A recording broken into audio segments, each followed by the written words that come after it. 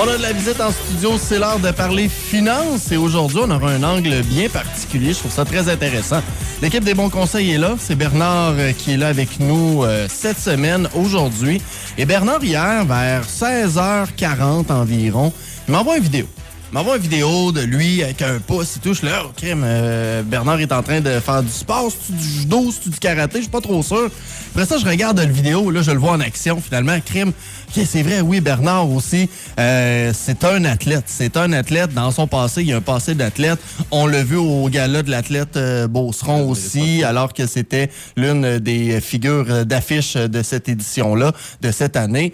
Donc, Bernard, il m'envoie ça, puis là, on jase ce matin un peu, puis il me dit, Max, je vais te parler du principe Kaizen. Exact. Je vais te laisser placer les pions un peu. Salutations, Bernard. Bon matin. Bon matin. Vous deux. Jasons un peu, puis on va réussir à faire un lien entre ce que tu as fait en fin de semaine et ton processus que tu es en train de faire de retour à la compétition et un entrepreneur et des finances. Fait que commençons avec le Kaizen, mon cher. Bon matin. Excellent, bon matin. Alors, dans le fond, c'est ça, comme tu as mentionné, j'ai fait mon retour, faisait quelques dizaines d'années. C'est pas drôle, l'esprit de dire de même, là, que j'étais hors compétition. Puis, tu sais, je boxe encore light, mettons, avec des élèves puis des amis.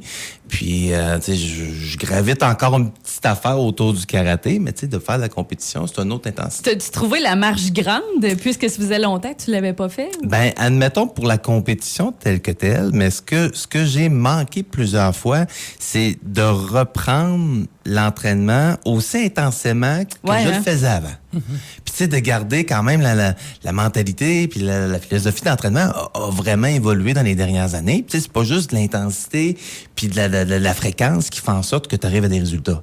Fait que c'est mieux fait. Puis, tu sais, on se cachera pas. Je suis encore jeune, ben, surtout aux yeux des plus vieux que moi, là.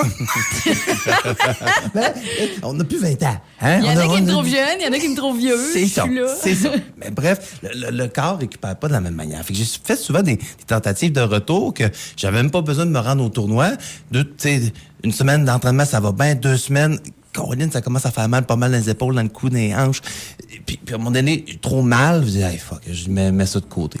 Donc, l'approche Kaizen est une évolution, dans le fond, continue. Fait que l'apprentissage continue, de l'amélioration continue, qui souhaite le petit changement répétitif au lieu de changement drastique et majeur. Fait que, tu sais, ça s'approche vraiment bien pour moi, parce que justement, mon intensité me blessait. Mm-hmm. Je m'auto-sabotais en faisant quelque chose de pas adapté. Au lieu d'y aller tranquillement, puis beaucoup moins, mettons, uniquement les mêmes affaires. Tu sais, on donne beaucoup de coups de pied, puis moi, à la base, dans mon sport, mon talent, c'est ma jambe en avant. C'est mon kick.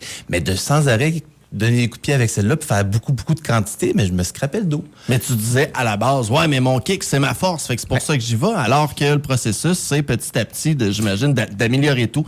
Ça me fait penser, moi, j'avais vu une entrevue avec Novak Djokovic. Ouais. Novak Djokovic, qui est un des plus grands de l'histoire du tennis, et ce qu'il avait dit, c'est, lorsque tu regardes au final, là, même si je suis un des plus grands et j'ai le plus de victoires et je suis le plus titré, j'ai gagné, je pense, c'était 50,6% de mes points à peine. Fait que j'ai pratiquement autant perdu que gagné. Mm-hmm. Et souvent, après ça, c'est lui a commencé à dire tout ce que j'essaie de faire, c'est être 5% meilleur du jour, de la veille au lendemain. Puis c'est cette constance-là qui fait qu'au final, je suis qui que je suis. Oui. Puis, tu sais, pour faire des rapprochements avec les finances, avec l'entrepreneuriat, tu sais, d'entrée de jeu, il faut bien se connaître, nous. D'accord? Fait qu'au départ, il faut savoir d'où qu'on part, c'est quoi nos forces, c'est quoi nos faiblesses. Fait que ça, comme entrepreneur, comme investisseur, il faut le savoir. Si je commence à la base, souvent, c'est la peur de l'inconnu. Fait qu'on dit, hey, j'ai pas assez pour commencer. Mm-hmm. J'ai pas assez pour commencer. Ça, là, c'est quelque chose que vous devez entendre beaucoup. Hein? Oui. Puis, tu sais, quand je dis, le plus petit prélèvement qu'on peut investir, c'est 25 $ par mois. Tu vas 25 $ par mois investir. Des fois, le conseil va être plus pour l'appliquer sur une dette, dépendamment où tu en es, là, que de l'investir, mais tu peux pas ne pas avoir ça. Sinon, tu rejoues un peu avec ton budget. Il y a des endroits probablement que tu dépenses que c'est pas nécessairement nécessaire, mais tu as toujours quelque chose. Comme entrepreneur, ben, tu connais tes forces, tu es vraiment bon spécialisé dans ton domaine, mais ça se peut-tu que les finances, ça se peut-tu que la gestion d'employés, ça soit vraiment pas ta force? Si on le sait, tu vas partir déjà à la bonne base. Tu parlais de l'investissement de 25 par mois.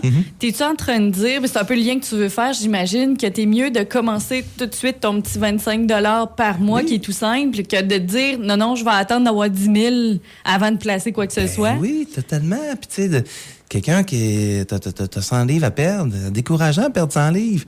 Mais va juste marcher, marche. Puis 100 livres, c'est sûr que tu vas perdre 1-2 livres par semaine, puis à un moment donné, versus de te demander, hey, j'ai 100 livres à perdre, je m'abonne en cours de groupe, je m'en vais au gym, puis là, je me donne un 5 jours semaine, ben tu tiendras pas, tu vas te démotiver. Exact. T'sais, ça prend plusieurs liens à faire, c'est vrai. Ben oui, totalement. Fait que tu sais, de savoir d'où qu'on part, puis après ça, de se fixer des objectifs. Et, admettons, tu mets ton dream, ce que tu veux atteindre absolument. Que ça soit mise en forme totale, être six-pack, atteindre tel niveau de compétition, que ça soit dans... tu veux avoir éventuellement un parc immobilier, tu t'achèteras pas 100 immeubles d'un coup. Mais ton rêve, c'est ça, d'être un jour millionnaire, d'avoir telle aisance, aller voyager, faire tel projet, faire telle étude. Bon, ben, OK, ça, c'est ton dream. Puis après ça, tu les descends tranquillement. Fais un objectif de 5 ans. Fais un objectif de 2 ans. Fais un objectif annuel, mensuel, hebdomadaire, journalier. Fais une petite étape qui fait en sorte que ta petite étape, elle devient quasiment anodin. Mais tu sais très bien dans ton échelle que tu vas te rendre à ton objectif en prenant cette petite bouchée-là, faisant ce petit pas-là qui est accessible à peu près pour tout le monde.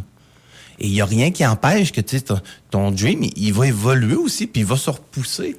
Pas nécessairement dans le sens qu'il ne s'atteindra pas, c'est que tu vas l'atteindre. Et tu vas être capable de t'en créer un encore plus gros. Puis là, peut-être en prenant des risques ou quoi que ce soit. Assurément,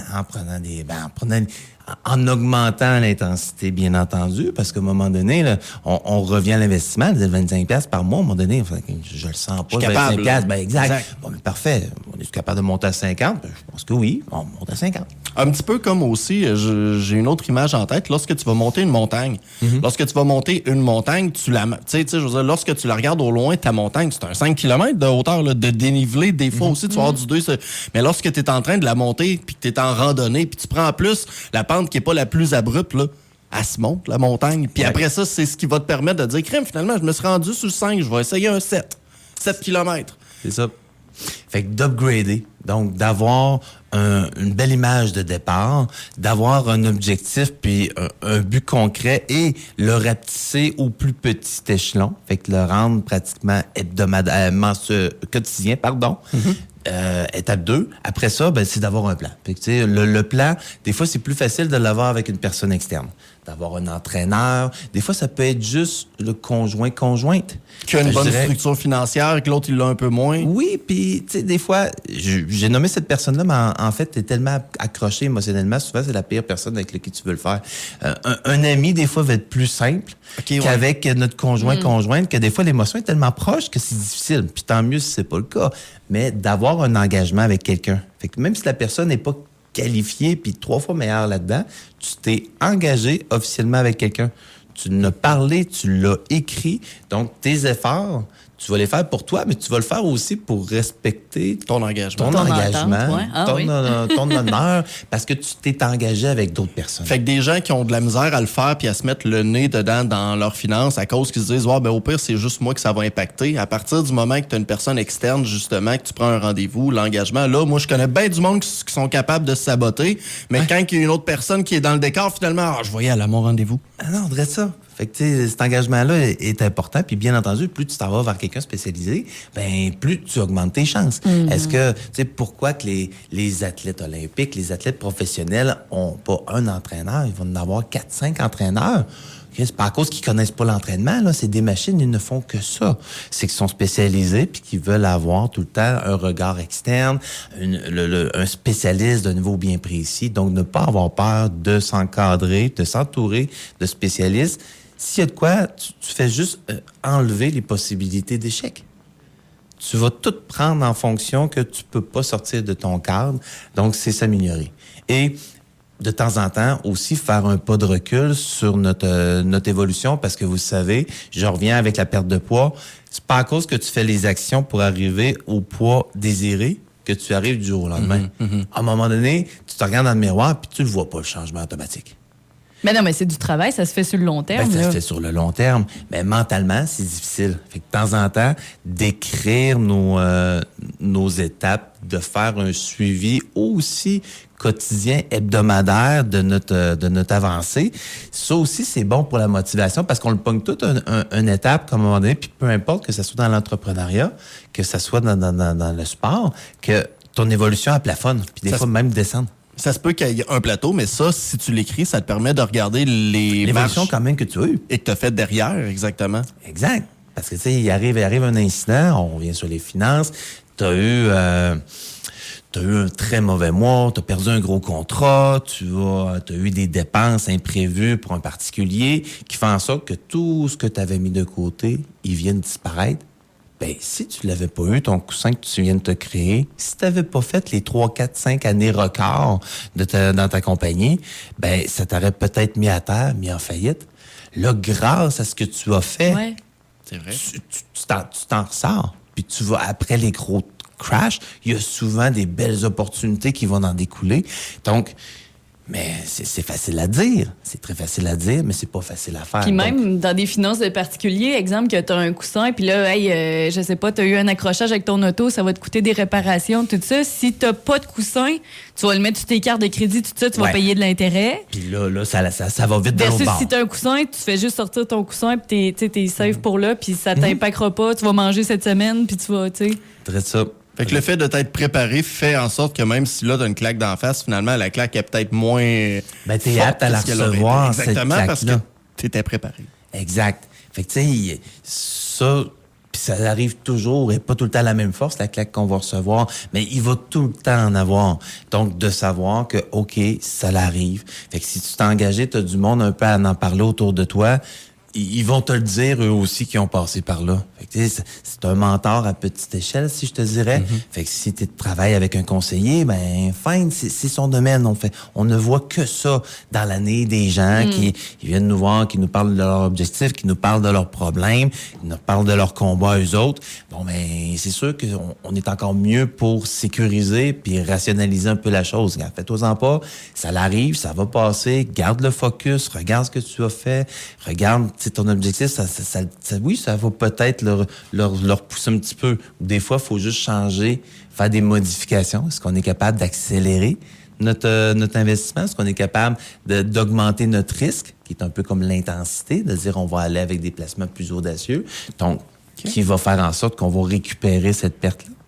Est-ce qu'on est capable d'y aller carrément avec une autre stratégie puis un autre véhicule d'investissement?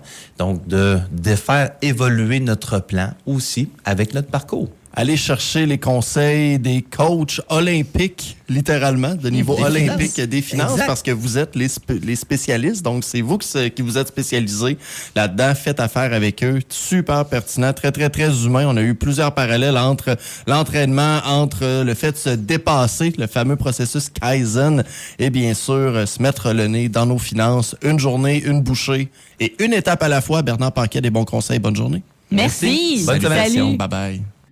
Desbonsconseils.com vous a été présenté par Éric Veilleux et son équipe située au 135-25 boulevard Lacroix à Saint-Georges. De la naissance d'un enfant au transfert d'un patrimoine, différentes stratégies s'offrent à vous. Parce que chaque situation financière est unique, vous devez vous assurer d'en tirer le maximum. Notre équipe d'expérience est là pour vous donner les bons conseils dont vous avez besoin. Communiquez avec nous au 228-72-24 ou desbonsconseils.com.